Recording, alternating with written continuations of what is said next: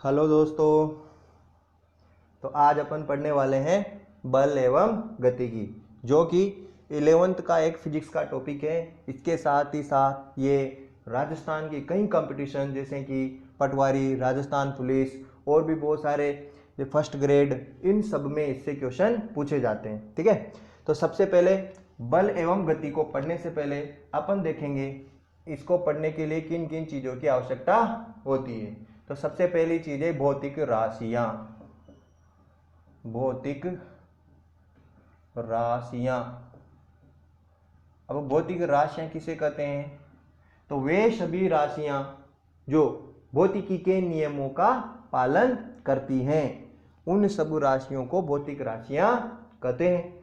ये अपने जो काम की चीजें हैं वो दो प्रकार की भौतिक राशियां, अपनी जो काम की है राशियां वो दो प्रकार की। कौन कौन सी हैं? सदिश एवं अदिश। अदिश को पहले ले लेते हैं, अदिश एवं सदिश। ठीक है, अब अदिश राशियां कौन सी होती हैं और सदिश कौन सी हैं वो देखते हैं। देखो, अदिश नाम से ही पता चल रहा है, मना कर दिया, दिश यानी दिशा के लिए, यानी जिसमें दिशा नहीं हो उसको क्या कहेंगे? अदिश राशि। यानी जिसको प्रदर्शित करने के लिए केवल परिमाण की आवश्यकता हो, दिशा की नहीं, यानी दिशा की आवश्यकता नहीं हो, उसको अपन क्या कहेंगे? अदिश। एग्जाम्पल देख लो इसके, दूरी, घनत्व,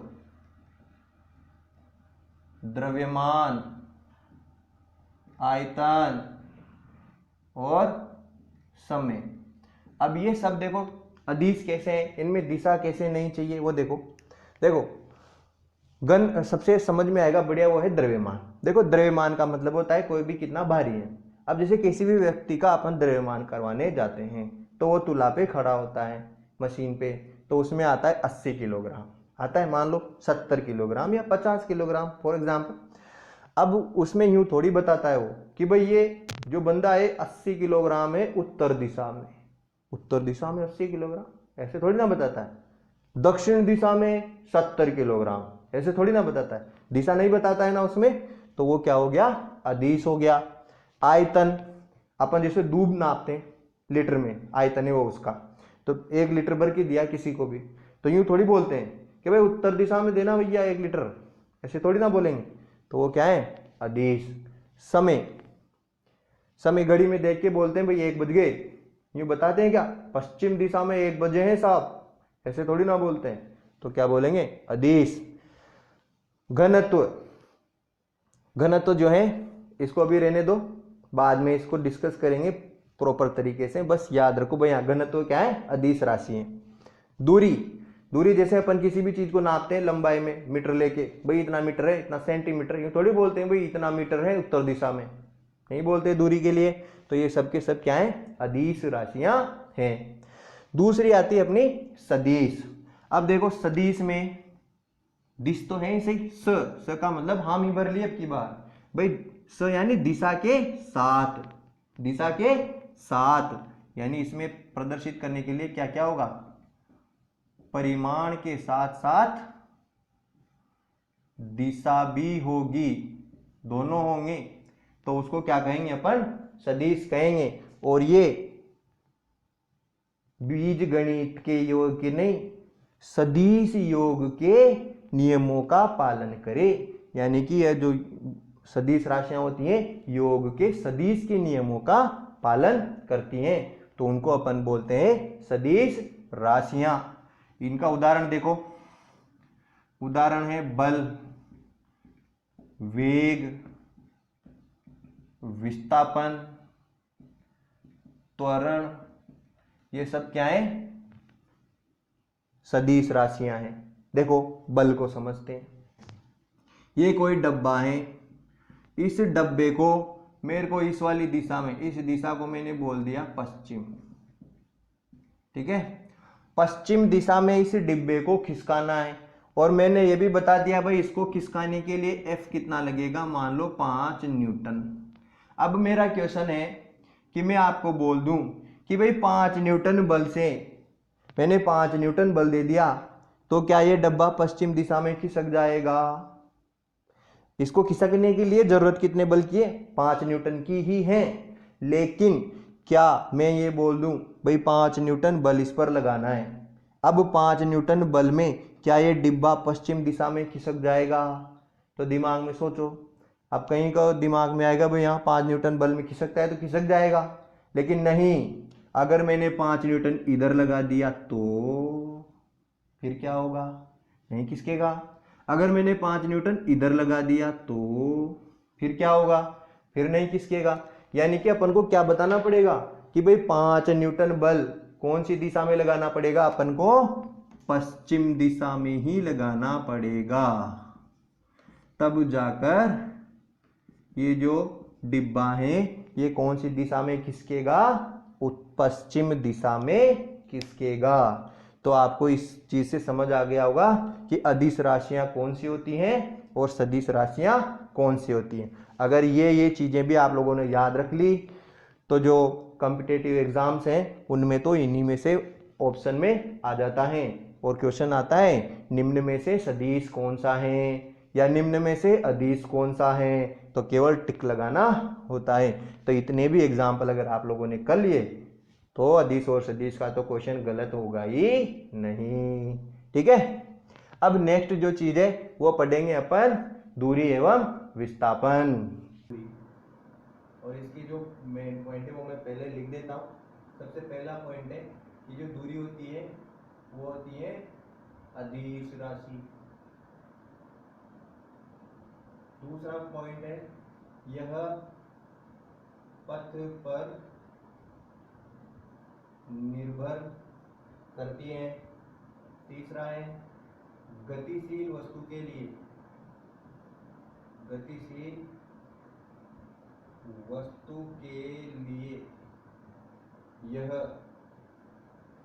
हमेशा बढ़ती है, घटती नहीं है। ठीक है, बढ़ती है, घटती नहीं है, लिखने की जरूरत नहीं है, नहीं शून्य हो सकती, हमेशा ही बढ़ेगी। ठीक है, नेक्स्ट जो पॉइंट है इसके लिए यह हमेशा धनात्मक होती है, बढ़ती है कॉमा धनात्मक होती है। अब इसको समझ लेते हैं उदाहरण से। ठीक है, देखो एक वस्तु है कि उसको ए से बी जाना है। यहां पर अगर दिख नहीं रहा हो तो यहां पर लिखा है अदिश राशि। क्या लिखा है? अदिश राशि पथ पर निर्भर करती है, यानी अगर पथ बदलेगा तो दूरी भी बदलेगी। अगर वस्तु गतिशील है तो दूरी हमेशा बढ़ेगी और धनात्मक होगी, न तो ऋणात्मक होगी न ही शून्य होगी, हमेशा ही धनात्मक होगी। अब इस उदाहरण से इसको समझेंगे। वस्तु को ए से बी जाना है, एक रास्ता ये है और एक रास्ता ये है। इस रास्ते से उसको पड़ गया 20 किलोमीटर, इस रास्ते से उसको पड़ गया 10 किलोमीटर। अब देखो क्वेश्चन बनता है ए से बी की दूरी कितनी है। तो जो बंदा, दो बंदे हैं, एक ए वाले रास्ते से, ए बी इस वाले रास्ते से गया है, दूसरा दूसरे वाले रास्ते से गया है। ये वाला बंदा क्या कहेगा कि ए से बी की दूरी कितनी है? 20 किलोमीटर। ये वाला क्या कहेगा? ए से बी की दूरी कितनी है? 10 किलोमीटर। ठीक है ना?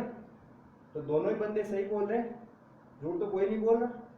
दोनों ही, एक 20 किलोमीटर तक चल के गया, एक 10 किलोमीटर चल के गया, तो दोनों ही सही बोल रहे हैं। यानी कि रास्ते अलग अलग हैं तो दूरियां भी अलग अलग हो गई। यानी किस पर निर्भर करेगा? पथ पर। दूसरी चीज, ए से बी गया तो इसने यूं थोड़ी बोला भाई मैं 20 किलोमीटर उत्तर दिशा में चल के आया हूं, यही थोड़ी बोला मैं 10 किलोमीटर पश्चिम दिशा में चल के आया हूं। दिशा तो इन्होंने बताया ही नहीं, यानी कि ये कौन सी है? अदिश राशि है। ठीक है, और अगर कोई वस्तु गतिशील है, चल रही है हमेशा, तो उसकी दूरी ये चलती रहेगी। जैसे मान लो अगर ये ए से चल के 20 किलोमीटर बी पर आ गया और बी से वापस चलकर कहाँ आ गया, ए पर आ गया, तो इसमें कितनी दूरी चल ली, 20 तो ये चल ली और 10 ये चल ली, कितनी हो गई टोटल 30 किलोमीटर, यानी बड़ी सही, घटी तो नहीं। ठीक है, ये हमेशा धनात्मक ही रहेगी, ऋणात्मक नहीं हो सकती। ठीक है ना, तो ये हो गया अपना दूरी के बारे में।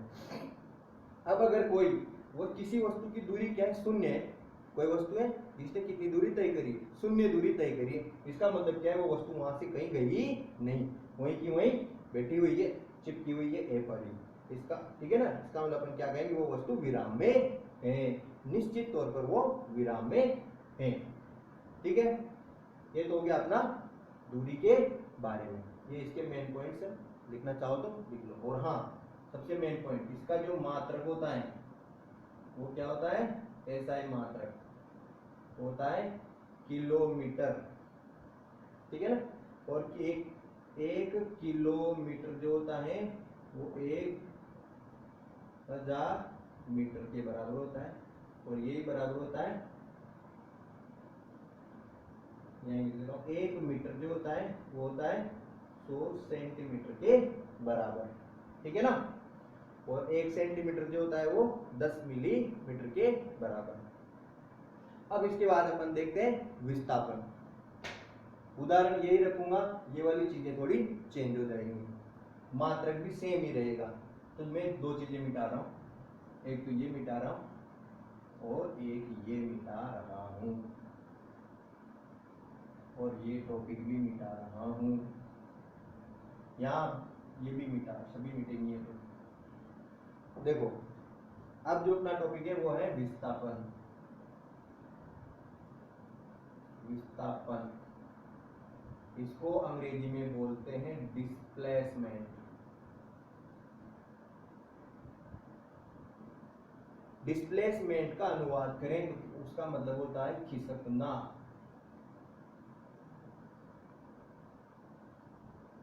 खिसकना, हिंदी थोड़ी कमजोर है, बड़ा ख लिखते हैं, छोटा ख आपके हिसाब से देख लेना। मेरे हिसाब से तो खिसकना, खिसकना, और अपनी लैंग्वेज में बोले, अपनी हाड़ोती में, ठीक है, तो उसका मतलब होता है सरकना, सरक। तो जैसे अपन किसी भी व्यक्ति को बोलते हैं कहीं बैठा है तो भाई सरक, ठीक है, तो केवल सरकने से मतलब नहीं है, उसको अपन क्या बोलते हैं, भाई उधर खिसक या उधर सरक, यही बोलेंगे भाई इधर सरक, बताना पड़ेगा ना साथ में, तो ये उधर सरकाना है या इधर सरकाना है, तो दिशा बताई ना अपन ने, ये जो बोला अपन ने भाई उधर, इसका क्या मतलब हुआ भाई उधर, वो वाली दिशा बता दी अपन ने भाई उधर सरक, तो यहीं से पता लग गया भाई विस्थापन क्या है, सदिश राशि है। तो इसके लिए लिख देंगे पहला पॉइंट, ये क्या है, सदिश है, दूसरा भी लिख लेंगे साथ साथ। अब देखो इस वाले एग्जाम्पल पे आ जाते हैं वापस। दूरियां अलग अलग थी, यहाँ ये वाली फर्स्ट था, ये वाला सेकंड था, यानी दूरी जो फर्स्ट थी वो ज्यादा थी किससे, दूरी सेकंड, यानी दूरियां अलग अलग हो सकती थी। अब यहाँ पे देखो खिसकना, यहाँ क्या बोलेंगे वे वस्तु ए से बी तक खिसक गई, किधर किसकी, ए से बी तक, तो दिशा किधर है, ये इधर खिसक गई साहब, ये तीर का निशान लगाना पड़ेगा अपन को, भाई ए से बी की ओर, तीर का निशान क्या कर रहा है, ए से बी की ओर खिसक गई, और कितना किसकी था, ये इतना है किसकी, ठीक है ना। अब ये दूरी अगर नापने पर कितनी आती है, 5 किलोमीटर, तो उसका विस्थापन कितना हो जाएगा, 5 किलोमीटर, किस ओर, ए से बी की ओर। तो यहां मैं विस्थापन कैसे लिखूंगा, ए बी विस्थापन बराबर 5 किलोमीटर ए से बी की ओर, ए से बी की ओर। तो इसी उदाहरण में अब इससे क्या पता चल रहा है, यहाँ से यहाँ तक ये इसकी न्यूनतम दूरी भी है, भाई इससे कम दूरी तो हो नहीं सकती ए से बी की, तो इसके लिए क्या बोलेंगे भाई, ये न्यूनतम दूरी होती है, न्यूनतम दूरी जो होती है वही क्या होता है, विस्थापन होता है। और विस्थापन कभी भी बदलता नहीं है, मतलब अगर ए से बी का विस्थापन एक बार 5 किलोमीटर आ गया तो ये 5 किलोमीटर ही रहेगा हमेशा, ठीक है ना। तो ये किस पर निर्भर कर रहा है, प्रारंभिक एवं अंतिम स्थिति पर, ये किस पर निर्भर करेगा, यहाँ पे लिख देते हैं प्रारंभिक एवं अंतिम स्थिति पर, प्रारंभिक एवं अंतिम स्थिति पर निर्भर करेगा। चौथा पॉइंट है इसका, गतिशील वस्तु के लिए ये बढ़ सकता है, घट सकता है, शून्य हो सकता है और ऋणात्मक हो सकता है, ऋणात्मक हो सकता है। कैसे, समझो। वस्तु यहां से यहां इस रास्ते से गई, यहाँ तो कोई रास्ता है ही नहीं, ये मान लो, ये तो अपने सीधा भाई रस्सी पटक दी कि यहाँ से यहाँ तक कितना खिसका। अब यहाँ से अगर यहाँ तक गया तो कितना गया, 20 किलोमीटर। वापस इस वाले रास्ते से आ गया, कितना आया, 10 किलोमीटर। लेकिन अपना तो क्वेश्चन अगर विस्थापन के लिए है तो क्या बोलेंगे भाई, इस यहाँ से यहाँ तक जाकर वापस यहाँ आने में वस्तु कितना खिसकी, कितना खिसकी, कुछ नहीं खिसकी, वहीं की वहीं आ गई, तो विस्थापन कितना हो जाएगा, 0। ठीक।